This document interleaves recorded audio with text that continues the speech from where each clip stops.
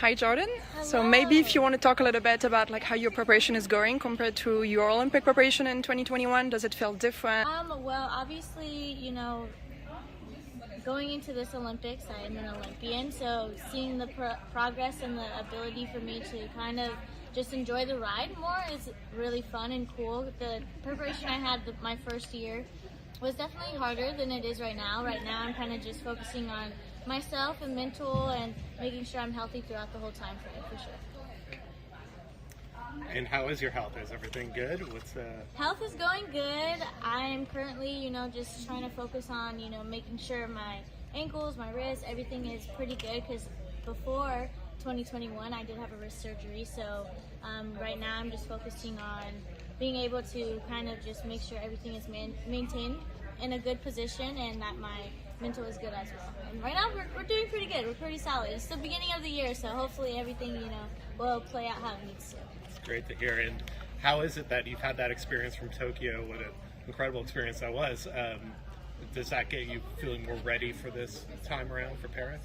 For sure. Tokyo definitely is kind of it was a little prep for me, knowing that I did go to the Olympics before this one, so I was really excited knowing that I had that experience in Tokyo, and leading into Paris, I'm really excited to see kind of how that journey is going to be, because obviously there was a different perspective, a different situation during the last Olympics, so knowing that, and I'm crossing my fingers, everything will be perfectly fine leading up to 24 and all that stuff, so hopefully everything will be in place how it needs to. And I've been in the Paris arena once before, so I'm hoping to be there again, and the energy and everything is very, very high. Would you be looking forward to having an Olympics with the full crowd, the whole actual Olympic experience, compared to Tokyo being a little bit still in the pandemic phase? Yes. Well, I can say that it was a little harder not having an audience in Tokyo, but knowing that we still had the support and the love, it still helped us push us in multiple ways, especially having your teammates right by your side. But definitely can't wait to hopefully have an audience in Paris and being able to experience that whole thing with your family and your friends that can hopefully all go. So I'm really looking forward to that, but again, not every Olympics is the same. Every Olympics has, its own little reality and memories and history to it. So I'm wondering what Paris is going to have in store for us. So you've been going on TV a little bit, just commentating for for Yes. example, for NCAA. You've also mentioned that maybe potentially training some vault upgrades at Chang, the MNR. I don't know if you want to talk a little bit about that. Is this a goal, a dream? Just a pretty open question. An MNR really isn't an upgrade for me. I've done it for a very, very long time. I just stopped competing it, but I'm not really going to say too much. I am training an upgraded vault and, some unique different skills here and there. So I guess everybody will have to wait and see when all our competitions start. So yeah. You were enrolled in NCAA up until last year. How does it feel not being in California, being back here? The energy, do you miss it? Or are you happy to be back training with the girls? Yeah. I'm 50-50 everywhere I go. I'm 6 months in California, 6 months here, and knowing that I'm here for this full entire year definitely is a really huge thing. I do miss LA a lot. I miss my college friends. I miss the team. But they're doing amazing right now, so I've been rooting them on. But being here, definitely, my mindset's different. I know I have a goal, I have a dream, I have something that I've been pushing towards since I came back from Tokyo. So I'm just really happy that I have the support and the love from all my teammates, whether it's in California or here. It used to be that in the United States, the NCAA gymnastics and the elite gymnastics, that were considered two tracks. Yeah. And people like you have kind of brought that together. But I also wonder, do you think that having more crossover has kind of loosened up the elite ranks in some way and added to a sense of collegiality and that sort of support of one another? I think having the ability to do both, especially with us college athletes, I would have to compare it to basketball and football. If they were able to do that, why couldn't gymnastics be able to do that?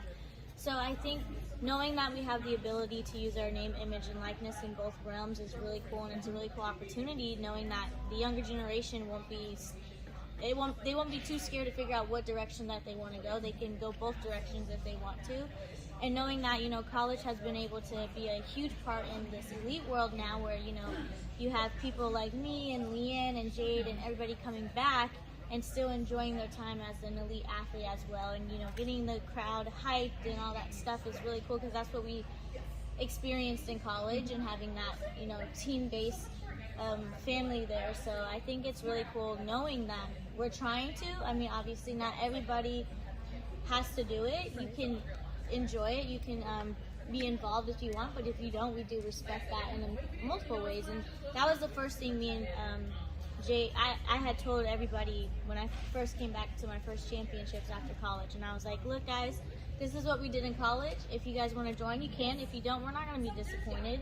We know what it's like. We've been there. So I think it's really cool being able to incorporate the both for sure. It seems like this will be a very competitive team to make. Yes. Yeah. So, but how good do you think that team that eventually emerges and goes to Paris could be? I mean, well, we have a bunch of talented, gifted athletes from the college and Olympic world, from world champion world, from, you know, just athletes who have been developed in a really cool and unique way. And the talent that we're going to have this Olympic cycle is going to be amazing. So whatever team is put out there is going to be a team that we're going to trust no matter what. So I think it's really cool to be in this position to see how everything turns out. And hopefully, you know, everybody will be proud and have an amazing time for sure.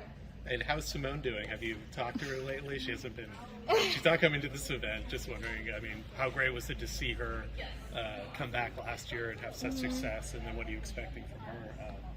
Well, yeah, definitely. I'm very proud of her. I'm very proud of what she accomplished. She's definitely an icon, a legend, the GOAT for sure. She's a very decorated athlete, and being able to see her, you know, come back from Tokyo and seeing her be what she wants to be. Like, this girl is amazing, outstanding. Like, she's talented.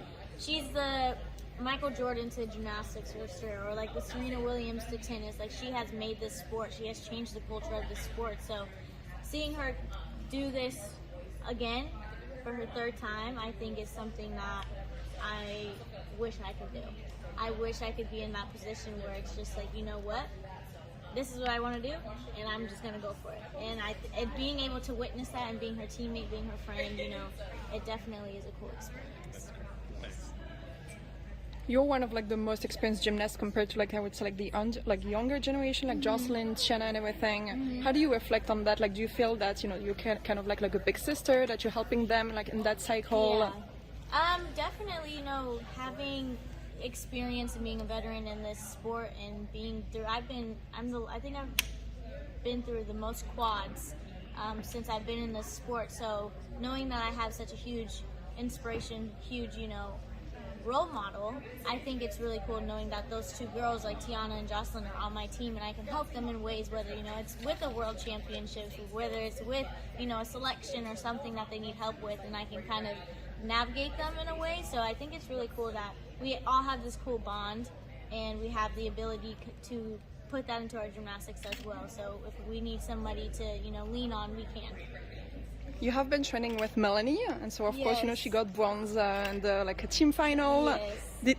Do you feel any like changes, any like confident change, you know, since she got back and, you know, got that medal? Is she different in the gym? Just curious about Well, that. I'm not gonna say too much, only because like we all train, we all do the same exact thing. We all have our assignments that we have to do. So she definitely is, you know, going for it. She's going for everything. She's doing all her, you know, cool tricks that she does every day. I love watching her. I love she gives me so much like adrenaline and motivation for sure. So definitely can say that she's definitely determined to go for this Olympics, and especially it's her home. So being able to be a part of that, I think is really cool.